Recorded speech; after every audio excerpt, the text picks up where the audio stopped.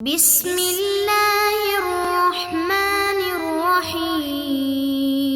بسم اللہ الرحمن الرحیم۔ سبق نمبر 95، نفحۃ العرب۔ عزیز طلبہ کرام، آج کے سبق میں ہم دو عنوانات پڑھیں گے۔ نمبر 1 التفکر فی القضاء، اور نمبر 2 کیف النجاۃ من الالسنۃ الطامعۃ۔ التفکر فی القضاء اس کا مطلب ہے فیصلے میں غور و فکر، جبکہ کیف النجاۃ من الالسنۃ الطامعۃ کا معنی ہے لالچی زبانوں سے نجات کی کیا سبیل ہو، کیسے نجات حاصل کی جائے۔ التفکر فی القضاء من عجائب حکم سلیمان علیہ السلام ما رواہ مسلم من حدیث ابی ہریرہ رضی اللہ عنہ عن النبی صلی اللہ علیہ وسلم بینما امرأتان معہما ابناہما اذ جاء الذئب فذهب بأحدہما فقالت هذه انما ذهب بابنك وقالت الاخرى انما ذهب بابنك فاحتصمتا الى داود علیہ السلام فقضى به للكبرى فمرتا على سلیمان فاخبرتاه فقال علیہ السلام ائتیانی بسکین اشقه بینکما فقالت الصغرى لا ويرحمك الله هو ابنها فقضى به للصغرى۔ قال ابو ہریرہ رضی اللہ عنہ ان كنت سمعت بالسکین قبل ذلك ما كنت اقول الا المدیۃ۔ التفکر فی القضاء فیصلے میں غور و فکر۔ من عجائب حکم سلیمان علیہ السلام حضرت سلیمان علیہ السلام کی عجیب و غریب حکمتوں میں سے وہ واقعہ بھی ہے ما رواہ مسلم جسے امام مسلم رحمہ اللہ نے روایت کیا ہے من حدیث ابی ہریرہ حضرت ابو ہریرہ رضی اللہ تعالی عنہ کی حدیث سے نقل کیا ہے عن النبی صلی اللہ علیہ وسلم، اور انہوں نے نبی اکرم صلی اللہ علیہ وسلم سے روایت کی ہے بینما امرأتان معہما ابناہما کہ اسی وقت جب کہ دو عورتیں اپنے بچوں کے ساتھ تھیں اذ جاء الذئب کہ بھیڑیا آ گیا فذهب بأحدہما تو ان میں سے ایک کے بچے کو لے کر چلا گیا فقالت هذه تو ایک نے اپنے ساتھی سے کہا انما ذهب بابنك بھیڑیا تیرے بچے کو لے گیا ہے وقالت الاخرى اور دوسری نے کہا انما ذهب بابنك تیرے بیٹے کو لے گیا ہے فاختصمتا الى داود علیہ السلام پھر وہ دونوں اپنا مقدمہ حضرت داود علیہ السلام کے پاس لے کر گئیں فقضى به للكبرى تو انہوں نے بڑی عورت کے لیے اس بچے کا فیصلہ کر دیا فمرتا علی سلیمان پھر وہ دونوں حضرت سلیمان علیہ السلام کے پاس گئیں فاخبرتاہ تو ان سے بھی واقعہ بیان کیا فقال علیہ السلام تو آپ علیہ السلام یعنی حضرت سلیمان علیہ السلام نے فرمایا ائتیانی بسکین تم دونوں میرے پاس چھری لے کر آؤ اشقہ بینکما میں اسے دو ٹکڑے کر کے تم دونوں کے درمیان تقسیم کر دوں فقالت الصغرى تو چھوٹی نے کہا لا ویرحمک اللہ نہیں اللہ آپ پر رحم فرمائے هو ابنها یہ اسی کا بیٹا ہے فقضى به للصغرى تو حضرت سلیمان علیہ السلام نے چھوٹی عورت کے لیے اس بچے کا فیصلہ فرما دیا قال ابو ہریرہ رضی اللہ عنہ حضرت ابو ہریرہ رضی اللہ تعالیٰ عنہ کا بیان ہے فرماتے ہیں ان کنت سمعت بالسکین قبل ذلك کہ اس دن سے پہلے ہم نے چھری کے لیے لفظ سکین نہیں سنا تھا ما کنت اقول الا المدیہ ہم تو مدیہ ہی کہتے تھے یعنی چھری کے لیے مدیہ کا لفظ استعمال کرتے تھے سکین کا لفظ اس سے پہلے میں نے نہیں سنا تھا حل لغات التفکر تفکر یتفکر تفکرن سوچو بچار کرنا عجائب یہ عجیبتن کی جمع ہے عجیب و غریب بات حیرت انگیز چیز حکم حکمتن کی جمع ہے دانائی عقل الذئب ذئبن اس کی جمع ذئاب آتی ہے بھیڑیا فاختصمتا اختصم الی احد یختصم اختصاما باب افتعال سے کسی کے پاس مقدمہ لے جانا سکین اس کی جمع سکاکین آتی ہے چھری، مدیا اس کی جمع مدن آتی ہے بڑی چھری۔ من عجائب حکم سلیمان، جار مجرور حذف سے متعلق ہو کر خبر مقدم ہے، اور ما رواہ مسلم یہ مبتدا مؤخر ہے۔ لا ویرحمک اللہ، لا ایک مستقل جملہ ہے جو کہ لیس ہوا ابنی کے معنی میں ہے، ویرحمک اللہ مستقل جملہ ہے۔ وضاحت، التفکر فی القضاء، اس کا مطلب یہ ہے کہ قضاء اور فیصلے کے اندر غور و فکر کرنا، یعنی انسان جب بھی کسی مسئلے میں کوئی فیصلہ سنائے تو اس سے پہلے غور و فکر کر لے تاکہ بعد میں کوئی دشواری پیش نہ آئے اور ندامت و شرمندگی کا سامنا بھی نہ کرنا پڑے۔ واقعہ مذکورہ کے متعلق علماء نے لکھا ہے کہ ممکن ہے کہ حضرت داؤد علیہ السلام نے سن رسیدہ عورت کے حق میں فیصلہ اس لیے کیا ہو کہ بچہ اس کے ہم شکل ہو، یا یہ کہ آپ کی شریعت میں کبر سنی کو ترجیح تھی، یا اس لیے کہ بچہ اس کی گود میں تھا اور آپ کی شریعت میں صاحب ید کا قبضہ باعث ترجیح تھا۔ اور حضرت سلیمان علیہ السلام نے بالغ نظری اور لطیف حکمت سے کام لیا اور واقعے کی تہ تک پہنچنے کی تدبیر اختیار کرتے ہوئے کہا کہ بچے کے 2 ٹکڑے کیے جائیں، جس سے آپ کا مقصد یہ تھا کہ شفقت مادری معلوم کر کے اس سے استدلال کریں۔ چنانچہ جب صغیر عورت بچے کے ٹکڑے کرنے کے فیصلے کو سن کر بے چین ہو گئی اور کبیر السن بڑی عورت اس پر آمادہ ہو گئی تو یہ بات ظاہر ہو گئی کہ بچہ صغیر السن عورت ہی کا ہے، کہ چلو جب ٹکڑے ہو جائے گا تو دیکھنا بھی نصیب نہیں ہوگا، کبیر السن کے پاس ہو اور ٹکڑے نہ ہو، کم از کم یہ ہے دیکھنا تو نصیب ہوگا۔ تو اس سے حضرت سلیمان علیہ السلام نے اندازہ لگا لیا کہ بچہ صغیر السن عورت کا ہے نہ کہ کبیر السن عورت کا، اس لیے اسی کے حق میں فیصلہ کر دیا۔ تو یہ ہے التفکر فی القضاء، کہ فیصلے کے اندر غور و فکر کرنا۔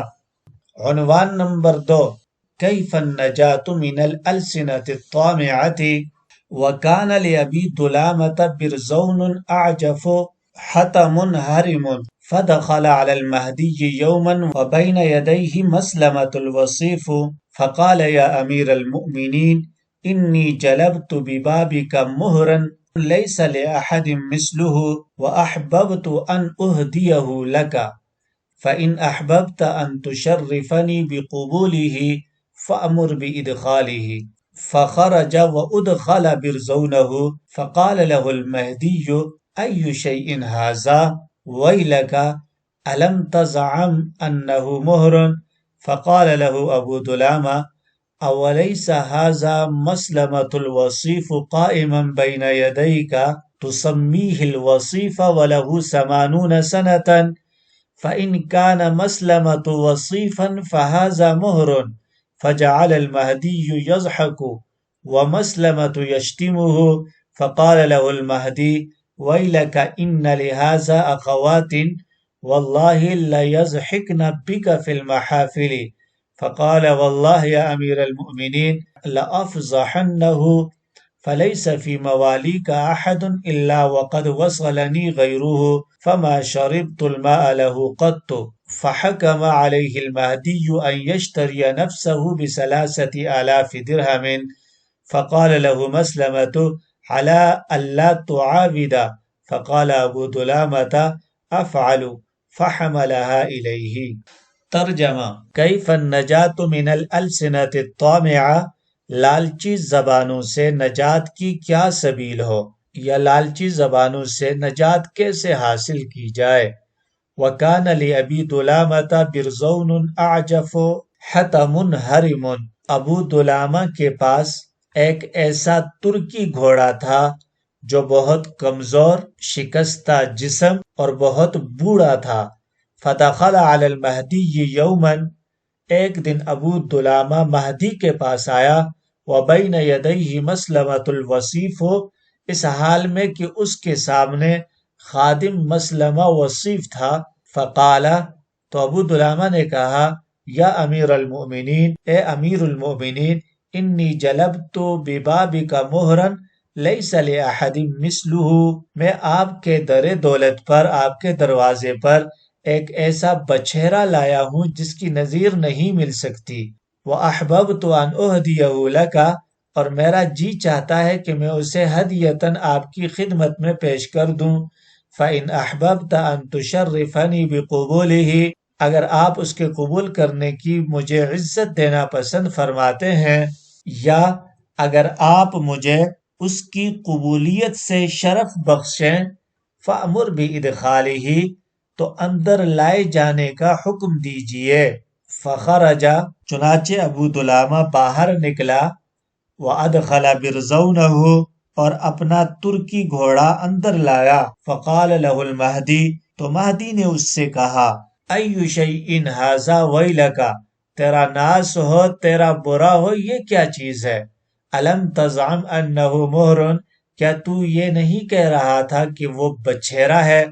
فقال له ابو دلامہ، تو ابو دلامہ نے اس سے کہا، أَوَلَيْسَ هَذَا مَسْلَمَةُ الْوَصِيفُ قَائِمًا بَيْنَ يَدَيْكَ، کیا آپ کے سامنے، بین یدیک، کیا آپ کے سامنے یہ مسلمہ غلام نہیں کھڑا ہے جس کو آپ وصیف کہتے ہیں؟ تسمیہ الوصیفہ، جس کو آپ وصیف سے موسوم کرتے ہیں، اور وصیف یعنی جس کا اطلاق نابالغ پر ہوتا ہے، وصیف ایسے غلام کو کہا جاتا ہے جو نابالغ ہو۔ وَلَهُ 80 سَنَةً، حالانکہ اس کی عمر 80 سال کی ہو چکی ہے۔ فَإِنْ كَانَ مَسْلَمَةُ وَصِيفًا، سو اگر مسلمہ وصیف ہو سکتا ہے، فَهَذَا مُهْرٌ، تو میرا گھوڑا بھی بچھیرا ہو سکتا ہے۔ فَجَعَلَ الْمَهْدِيُّ يَضْحَكُ، ابو دلامہ کا یہ لطیفہ سن کر مہدی ہنس دیا، اور مسلمہ ابو دلامہ کو گالیاں دینے لگا، اور مسلمہ اسے برا بلا کہنے لگا۔ فقال له المہدی، تو مہدی نے اس سے کہا، وَيْلَكَ إِنَّ لِهَذَا أَخَوَاتٍ، تیرا ناس ہو، برا ہو، اس کی چند بہنیں ہیں، وَاللَّهِ لَيَضْحِكْنَ بِكَ فِي الْمَحَافِلِ، بخدا وہ مجلسوں میں تجھے ہنسائیں گی۔ فقال وَاللَّهِ يَا أَمِيرَ الْمُؤْمِنِينَ، تو ابو دلامہ نے کہا، اللہ کی قسم اے امیر المومنین، لَأَفْضَحَنَّهُ، میں اسے ضرور بالضرور رسوا کروں گا۔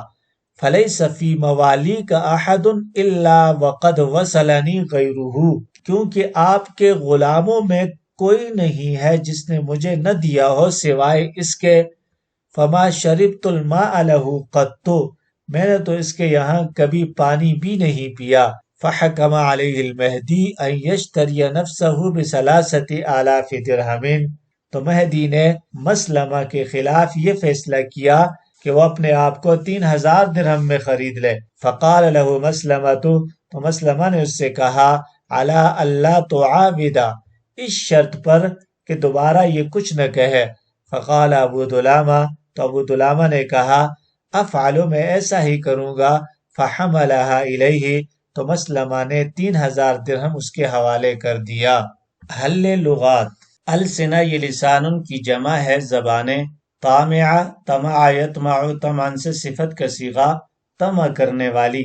ابو دلامہ زند بن الجون حبشی غلام تھا، مگر نہایت فصیح زبان رکھتا تھا، اور بنو عباس کے عہد کا با کمال شاعر تھا۔ فصاحت و بلاغت، جزالت شعر، بدی گوئی میں اپنے ہم عصر شعراء میں نمایاں مقام حاصل تھا۔ شراب کے ذکر و وصف میں یگانہ تھا۔ یہ ظریف الطبع شاعر تھا، اور سابق میں بھی اس کا ایک قصہ گزر چکا ہے۔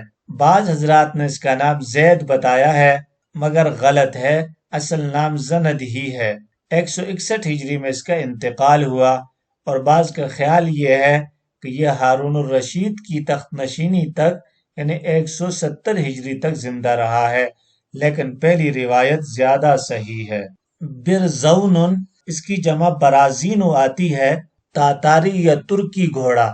اعجف، کمزور۔ عجیف یعجف عجفا، عجف یعجف عجفا، کمزور ہونا، دبلا ہونا۔ حطم، حتم یحتم حتما، توڑنا۔ حطم، ٹوٹے ہوئے بدن والا۔ حرم، بوڑھا۔ حرم یحرم حرما، بوڑھا ہونا۔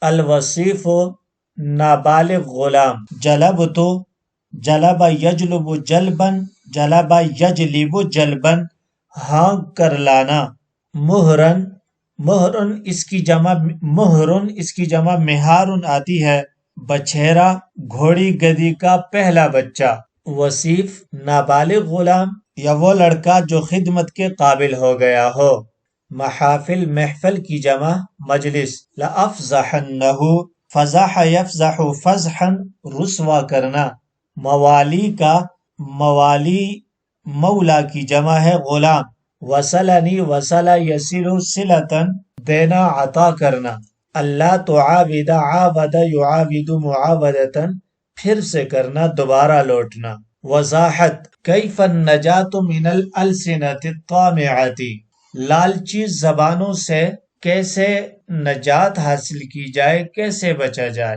جیسا کہ مثل معروف ہے، مثل مشہور ہے کہ لالچ بری بلا ہے، لالچ ایک بری خصلت ہے، انسان کو چاہیے کہ اس بری خصلت سے اپنے آپ کو دور رکھے، اور ہر وہ لالچی انسان جو کسی کے پیچھے پڑ جائے اور اس کا جان چھڑانا اس سے مشکل ہو جائے، اسے چاہیے کہ حسن تدبیر سے اسے اپنے سے دور کر دے، خواہ خود ہی کچھ نقصان اٹھانا پڑے، اس نقصان کی پرواہ نہ کرے، جیسا کہ ابو دلامہ نے اس سبق کے اندر مسلمہ کے ساتھ کیا۔ تو اگر مسلمہ اسے کچھ دے دیتا، اس کا منہ بند کر لیتا، تو کبھی بھی مسلمہ کے متعلق اس طرح کا مذاق قطعاً ابو دلامہ نہ کرتا، لیکن چونکہ مسلمہ نے اسے کبھی کچھ نہیں دیا اور ابو دلامہ ایک لالچی شاعر تھا، چنانچہ اس نے مہدی کے سامنے مسلمہ کے ساتھ مذاق کیا، اور پھر آخر کار مسلمہ نے اپنی جان جو اس سے چھڑائی، 3000 درہم دے کر اس سے اپنی جان چھڑائی۔ تو یہ ہے کہ لالچی زبان والے سے اپنے آپ کو کیسے بچانا ہے، اس کے لیے حکمت عملی اختیار کرنی چاہیے۔